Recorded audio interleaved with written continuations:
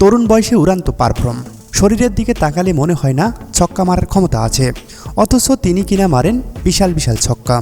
বলছিলাম বাংলাদেশ জাতীয় দলের ক্রিকেটার তাওহিদ হৃদয়ের কথা।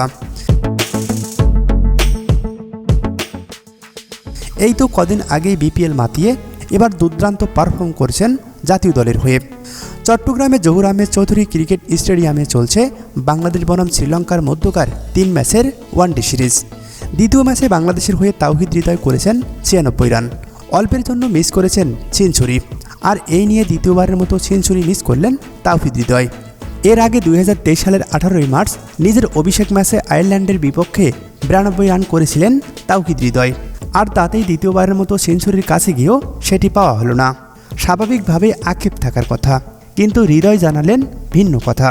ম্যাচ শেষে তাওহিদ হৃদয় সংবাদ সম্মেলনে বলেছেন তার কোনো আক্ষেপ নেই, যেটা হয়েছে আলহামদুলিল্লাহ, বলতে পারেন 96। আরেকটা বল থাকলে হয়তো অনেক কিছু হতে পারত। সব থেকে গুরুত্বপূর্ণ হলো আমি প্রথম বলেই আউট হয়ে যেতে পারতাম। রিজিকের মালিক আল্লাহ, আল্লাহ হয়তো দেয়নি, আমার ধৈর্যের পরীক্ষা নিয়েছে। আজ হয়নি, হয়তো ভবিষ্যতে হবে।